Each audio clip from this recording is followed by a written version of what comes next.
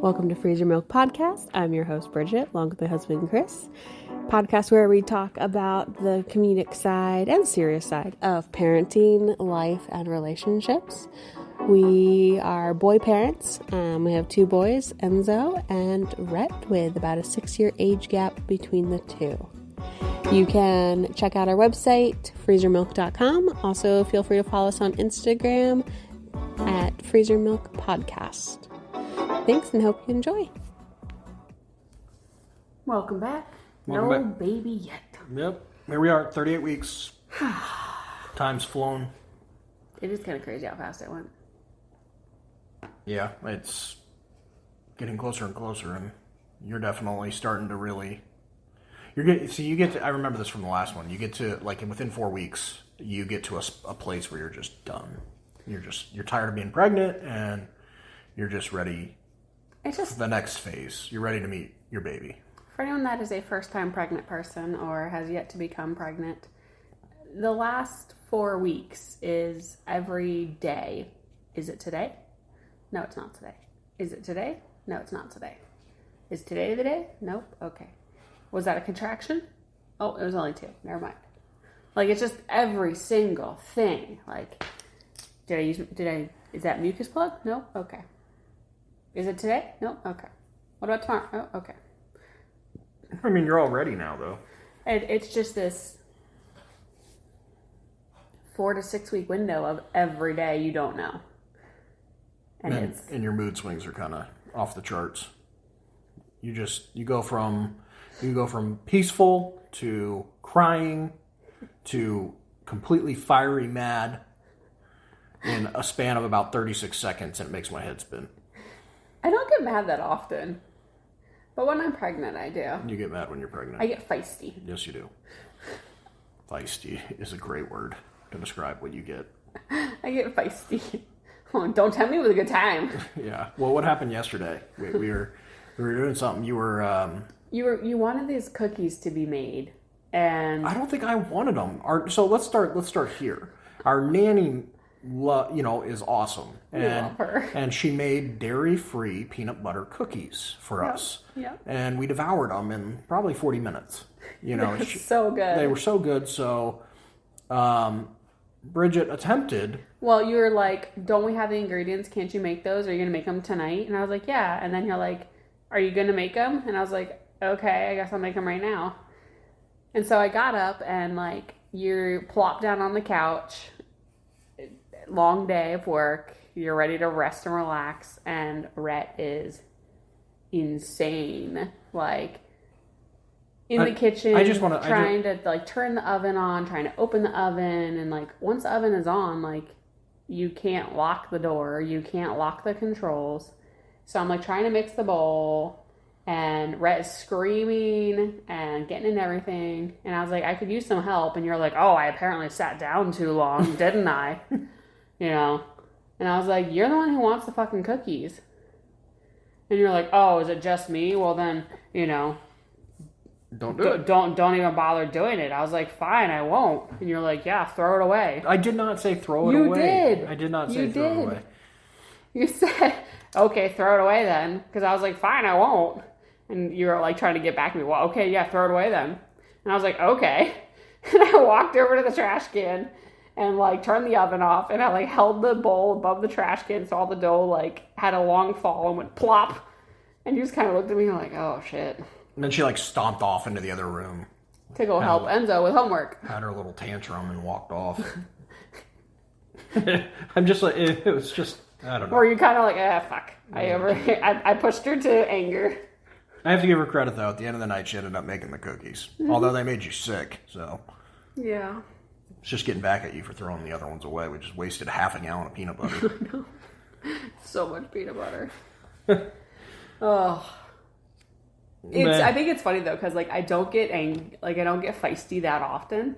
But when you get me to that point, I feel like, I don't know if you do, I feel like you kind of go oh shit, I pushed her too far. Sometimes I do, yeah. Well, because it doesn't happen that often. Yeah, it doesn't. You're normally pretty docile, and it really just depends. But sorry. Mood swings. They're so Mood fun. swings, yeah. I've been crying a lot too. That happens at the end. I cry a lot. Yeah, I think your emotions are just all over the place. That's just normal with pregnancy. I think you've been handling this pregnancy a lot different than the last one, though. The last I'd one, say better. You're much better this go around. It's much easier. I think it's just your body's like, I don't want to say used to it, but it's very familiar. It happened more recently than the gap between Enzo and Rhett. What about your breakdown over where you wanted to have Arlo? Like, we've gone back and forth. So we're doing a home birth this time. Hopefully, that's the plan, is that we're going to be doing a home birth, because the last one we did at a birth center, and the one before that was you did a hospital, which you said you never really wanted to have to do again. So we decided that there's multiple options you can do with a home birth. I mean, you can have a baby pretty much anywhere. Anywhere in your house. You want to have a baby, you can have a baby. And a lot of women, not outside in your pool. No, a lot of women like to use birth tubs. Well, you had in the beginning of this whole thing, you're like, I did a birth tub at the birth center, and I didn't really like it, so I don't really need it. And I don't think I need it, because I think I'm just gonna, go with the flow and da da da da. And I'm like, oh, okay, yeah, that sounds great. And not only, what, 3, maybe 2 weeks ago, you come to me in a frenzy because you're like, we don't have a birth tub. And I'm like, what do you mean we don't have a birth tub? You said you didn't want to do it in a birth tub. So now you're scouring the internet to try and find a birth tub, because they're expensive, and you only use it for that. It's not like you're going to go swimming in it afterwards. It's specifically for this purpose, and they're expensive. So you were able to find one. Yep. And we finally got it home. But then all this other shit that goes along with it. How do you, if you don't have a pump, because you're not supposed to blow these things up with a compressor with max PSI. So you're supposed to do it with like a mattress pump or something like that, something a little bit more mild, so you don't ruin. Doesn't explode. Yeah, you don't ruin it. So we had to buy. I had a pump, thank God, but it's a 12 volt and plugs into a car, and I didn't have an adapter to a 110 volt, so we had to buy an adapter. Then you're like, well, how are we gonna fill it up with water? And I was like, well, I got a hose in the backyard. And you're like, well, the water's got to be warm. And I'm like, yeah, that's a good point. I don't know how we're going to fill it up. So we had to buy an adapter for my shower. Because our faucets on our bathroom sink they aren't that type of faucet. They're fancy faucet. They're fancy faucets. They don't, the water doesn't come out of a little bib. It comes out, it just flows out. Anyway, so we had to buy this adapter for the shower. And then we're like, well, we should probably get a hose. You had to buy a hose. And then you're like, well, how am I supposed to get the stuff out of the tub? I'm supposed to get the debris out of the tub, because there's going to be like placenta and all that, stuff. So you had to end up getting like a fish net. And then you're like, well, how do we drain it? And I'm like, that's not my problem anymore. I just don't care. We went around and around and this all started out as you not wanting to have a baby in a birth tub. And now we have this blown up birth tub in my closet. And I'm like, are you even going to use it? It's unbelievable. That's the hard part, is you don't know. In that moment, you don't know. You could be like, I don't want to get in. I'm good. Or you could be like, this is absolutely what I want. And that's the tough part about trying to figure out your birth plan, is you're like, I kind of just have to allow myself to go with the flow of, let me have the options available to utilize, and then figure out in that moment what I want to utilize. Yeah. It's kind of like having 25 different types of baby bottles. It was like the midwives was like, you need to buy a bunch of tarps. And I'm like, what do I need to buy tarps for? And she's like, well, I've seen your floors. They're white. And you have gray carpet. And I'm like... She's like, you're clean and OCD. And I'm like, oh my God. There's so much that goes into this. You want birth photography. You want doula services. You want... all this different shit. And I'm like, can't we just do this like we did when we were fucking apes and just work that thing out, wipe it off with a leaf, and move on with our lives? Your OCD self? Hell no. Come on. You'd be like, burn the whole house down. I was like, take this tub out in the fucking backyard and do it on the turf. They're like, no, it's too cold for baby. I'm like, God. Now I gotta make sure the water, you're like, dude, we don't have a thermometer. And I'm like, we have a pool thermometer. We could use that one. Yeah. Rinse it off. Make sure it doesn't have chlorine on it. Yeah, it'll be good. Yeah. Shock that poor child right into... Just man, it's exhausting. I thought at least at the hospital it's all kind of taken care of for you. They clean it up, they provide everything, and they pop that thing out, they get you out of there, and they clean up after you, and they move on. Even in the birth center, it was that way. You come to it at home. We have a lot of light colored shit. Yep. Gray walls, gray couch, gray carpet, white tile, white grout, and you want to have a baby here. Yeah. I'm like, man. And there is a chance that you will be catching that baby on FaceTime with a midwife who's not here. Yeah. I mean, I was almost doing it on the side of the 60 I know. for Rhett. So I mean, I'm prepared this time. We'll knock it out of the park. So I was talking with a midwife today, and she's like, "Yeah, we have myself and then this other midwife that will be on call for your birth, but we're not doing the third midwife." And I was like, "Oh, why not?" She was like, "She lives 30 minutes away from the birth center in the opposite direction of your house." Oh, so she was like, she'd be over an hour drive.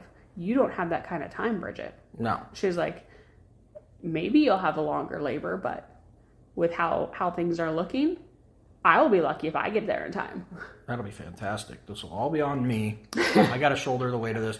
We'll have both the kids. I won't have anything set up. I won't even have time to make a phone call to the nanny. I won't have a phone call to make a call to Enzo's dad. I'm going to have kids surrounding me, and I'm catching this baby like, what the hell? And I'm not even going to have time to get the tarps down. I was like, good thing is they've dropped off all of the gear. So all their medical equipment, but at the same time, it's not like I know how to use it. No, but they on FaceTime can walk you through if there was an emergency, if you caught the baby and there was an emergency. What if I don't have time to even set up FaceTime? We will make sure that we have it ready to go.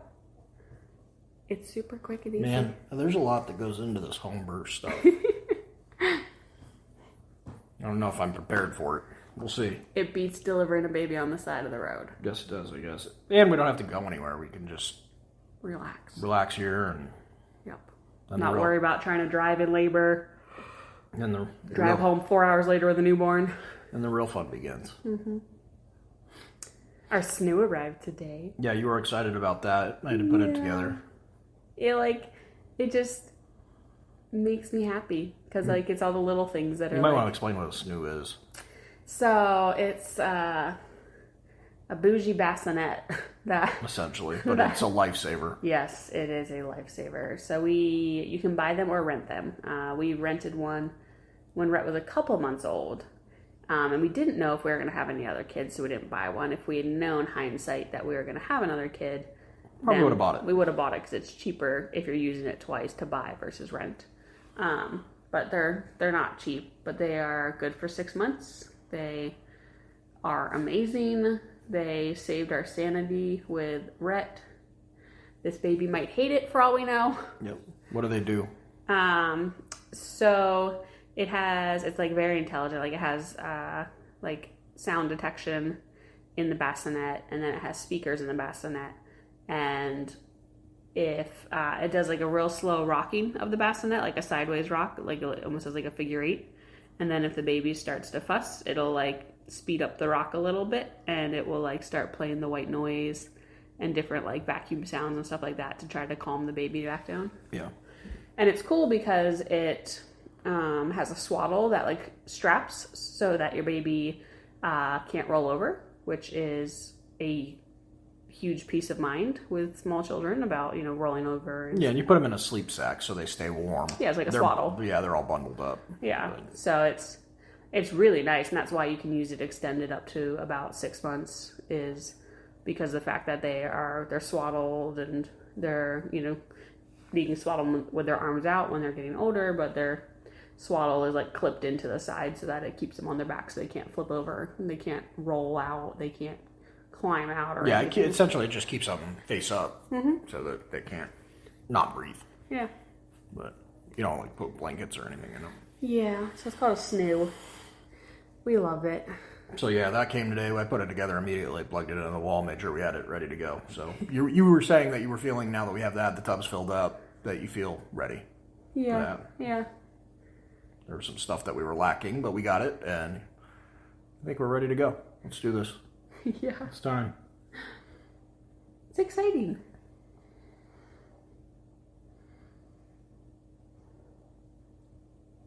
So what about we got Christmas coming up, we got the holidays.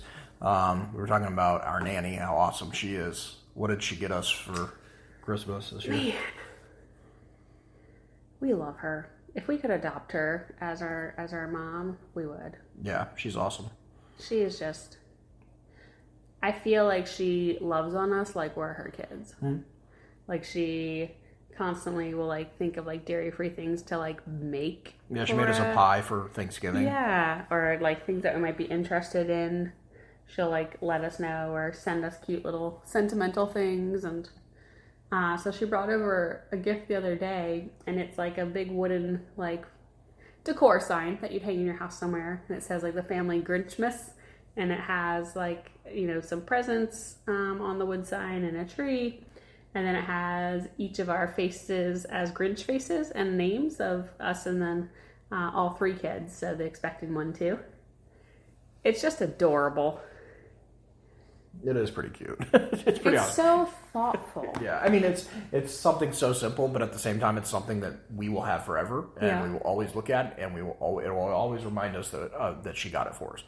So awesome. And like, there's a flip side to that, because we were thinking about like my mom and what she does for us for Christmas. What she does is goes to Costco and buys in bulk the same item, wraps these items, so she has 40 of them, and then gives them out to her kids. Like, your parents are horrible at giving gifts for Christmas, especially your mom.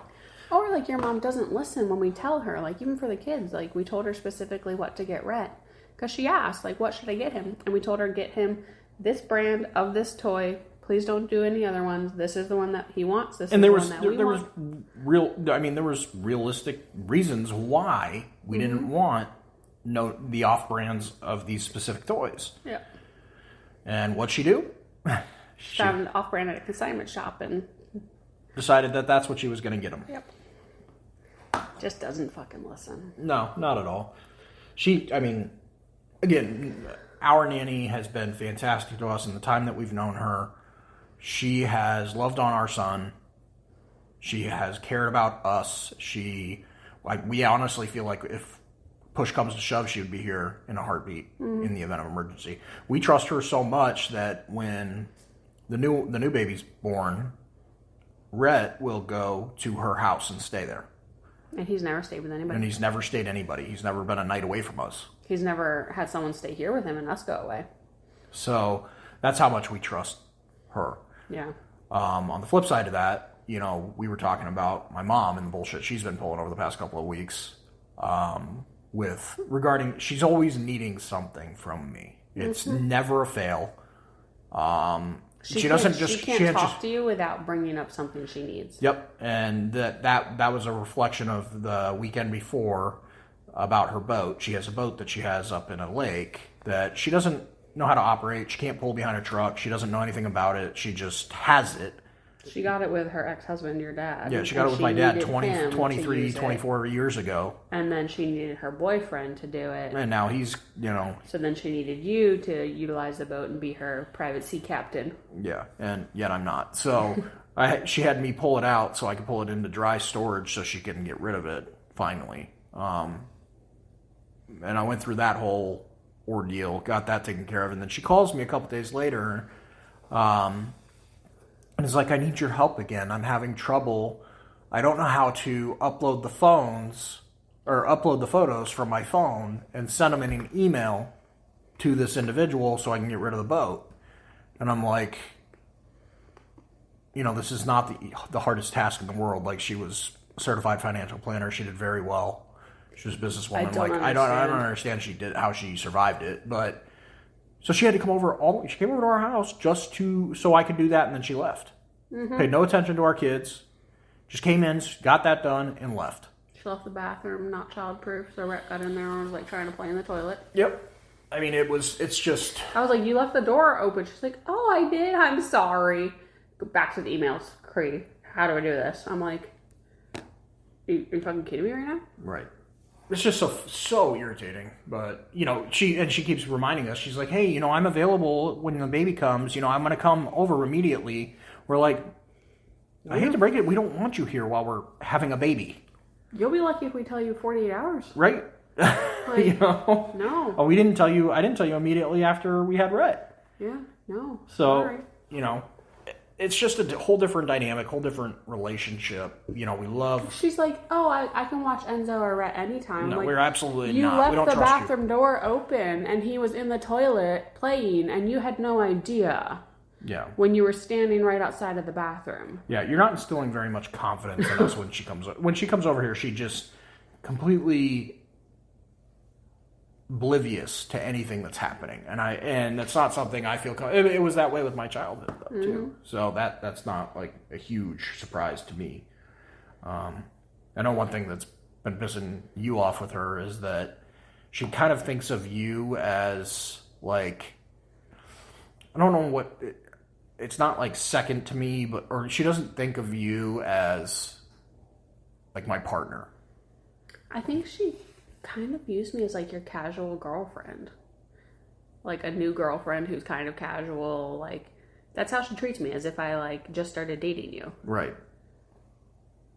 You would not think that we've been together for over 5 years. No. And like, I bore her grandchildren, and I'm on... We have a mortgage together. Mortgages with you, and bank it, like...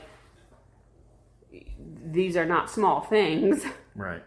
But she treats me like I'm like the new girl flavor of the week kind of thing, and I'm like, it's been 5 years. You're flavorful. Feisty. What have you observed, and why does it bother you? I just feel like she just has no regard for you or what you're feeling or what you're requesting, and she's done that to me my entire life, but I'm used to that, Yeah. But I never wanted her to do that to you. Yeah. I'm her son. Like, she's been doing that forever, as long as I can remember, but she completely disregards you. And, like, again, a simple request as... This is the toy to get This him. is the toy we want you to get him. We don't want these other ones, so don't get them. If you're not going to get these ones, don't get them at all. Yeah. And she went out and got the ones that we didn't want. Yep. She couldn't even buy them new. Just a complete blatant disregard for your feelings, your wants, your needs. And it's extremely infuriating, because I'm like, it's one thing for her to do it to me, but I don't want her doing it to you, and she sure as hell can't do it to my children. Yep. So you think you're going to be able to continue to do this if you're doing it to me and Bridget? You think we're going to let you do it to our kids? No, not a chance in hell. So you keep this up, and let me know how far it gets you. You know, it's just frustrating. It is.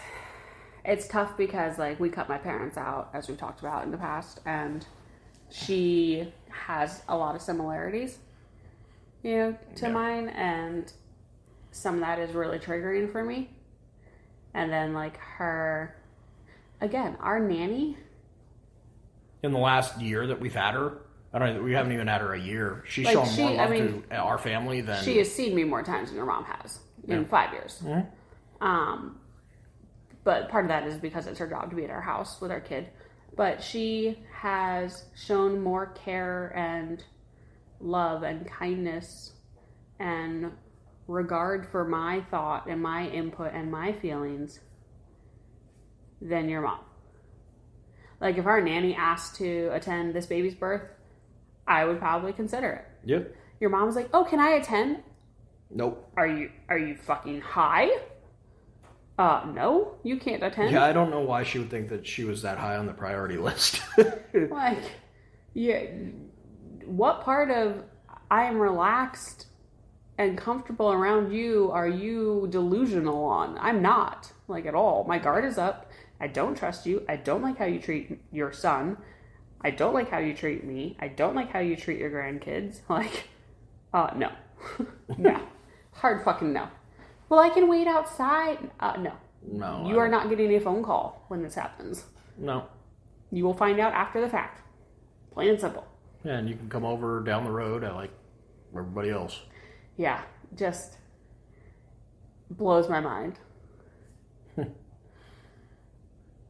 Yeah, you were a little frustrated about my sister, too, because she wanted to come visit. It wasn't the fact that she wanted to come visit, but it was the fact that, we've done this whole deal before where, with Rhett, she was supposed to come out for I don't know, 3 weeks or something. 2 weeks. 2 weeks to kind of help alleviate and help us. And she ended up coming out, but early. It was like a week early. I told her I run late, and she showed up 8 days before my due date. Yep. And I was like, and she brought her daughter. Yeah. Which was not part of the original arrangement. So we told her, like, you can't stay with us. Like, we haven't even had the baby yet. Like, I don't want to be laboring at my house with you and your under, 10? Yeah. Daughter? Like, no, thank you. Yeah. I don't know you guys that well. Yeah. And, yeah. So she wants to come out with this baby, and... We told her way after, though. We're like, hey, if you're going to come out here, that's fine, and it's only going to be for a few days, not... We're like, look, you can be out here. She's like, oh, I'll probably come, like, for a week and so. I'm like, that's great. Plan to be at our house for 2 overnights only. Because we're not a hotel. Yeah. And every time she tries to come out here, she says she gets my hopes up, and she says she's going to come out and stay with us, and then she doesn't end up fucking staying with us. Or she uses us as a hotel. Yeah, or she shows up here, and then she bails out and goes to her friends' houses for... Or has her friends come to our house. Yeah, and I'm just like, we've got work, we've got kids, I've got to work. Like, it's just not, you're not going to be you're going to be postpartum, you're not going to be feeling a whole hell of a lot. Yeah. So.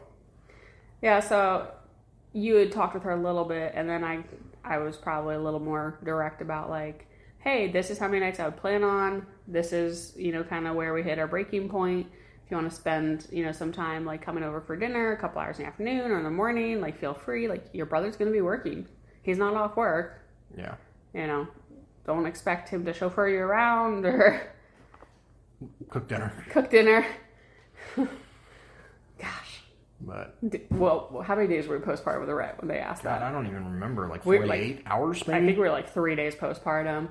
And she was like, oh, I've heard you make this delicious steak and eggs. Are you going to make it for me tomorrow? And you're like... No. Are you fucking kidding me?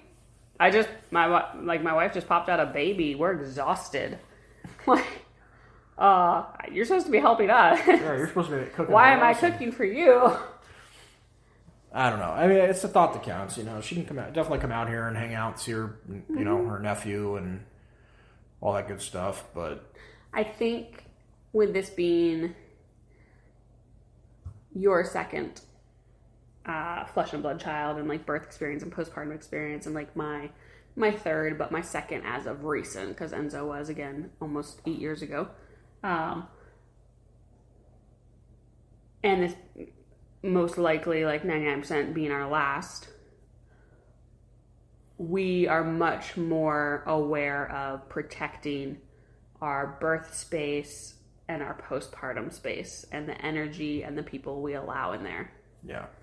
And we're very aware of how we pushed it too hard after Rhett, and like we didn't rest enough, and it was just too chaotic, in the postpartum phase with him in the beginning. And like I think back and I'm like, we were building a house, and I'd had a baby less than a week prior, and I'm out with the baby in the car seat in the stroller in this house, like the model, walking her and your mom through these models, showing them, and I'm less than a week postpartum. Mm-hmm.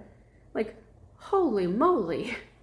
Yeah, so now we've kind of set it up so that you're going to be more, not bedridden, but you're going to be spending a lot more time just resting over the next, the first 15 days or so. Just kind of taking it easy, spending, bonding with your baby and healing, and, just we're doing this at a different pace because the first one, I think we rushed everything. And we want to protect this a little bit more, I think. Because this is the last one. And honor that space and that time and the energy that we want to bring in there, be more intentional about it. What do you think some of the biggest things you're looking forward to as soon as you're done? As soon as you give birth. You mean the bottles of wine I'm staring at on the counter? A big old plate of raw sushi and some some nice red wines. Oh, sashimi. Give me all the sashimi. So I went to Costco last weekend. Yeah. And I came home with an entire box of wine. Just giant, bottles of wine, and put them on the counter, and I'm like, we're ready, let's do it. I was was like, I mean, I'll have one glass and be like, yeah, I'm done. I can't do anymore. I'm good to go. But it's the thought that counts. And it was like I sent you that hilarious like video about a girl who had given birth and was eating sushi. And she was like, it's like a reward. And I was like, that's exactly what it is. As soon as that baby comes out, I'm just going to hand you a glass of wine and a pallet of sushi. So right. Here you go. Oh, enjoy it. There's an hard. amazing sushi place that is not near us at all, but it's in downtown Phoenix. If you ever visit Phoenix, Arizona, it's called Harumi, Harumi, and their sashimi is on par with Tokyo, like just melt in your mouth, delicious. I definitely, in my postpartum phase, will absolutely make the drive to Phoenix to get it. Yeah. Because it's so good. You're supposed to be resting in your postpartum phase. I will send you, because Uber Eats is not bringing that all the way out here. No, probably not. They're like $100 later for $20 sushi. Well, maybe by this time next week, we'll be singing a different tune. Maybe. And maybe we'll have a new baby here with us. That'd be so crazy. It's going to happen like one of these weeks. We're going to podcast and he's going to be here. Yep. And we're going to sound so sleep deprived. And you'll hear like little baby coos in the background. Mm-hmm. It's crazy. Yep. You're getting excited. Yeah. You're getting excited. Yeah. Well, I appreciate it, guys. Thanks for listening. And well, hope you have a good week. And talk again next week. And don't worry if anybody that's pregnant out there, you don't have to have your family around if you don't need to. It is your birth, and you should pick what you want to happen there. Thanks, everybody, for listening. You can check us out at freezermilk.com or Instagram. Freezer Milk Podcast. Until next week, guys. Thanks. Don't forget, parenting is a trip. We are all here on the journey with you together. Thanks so much for listening.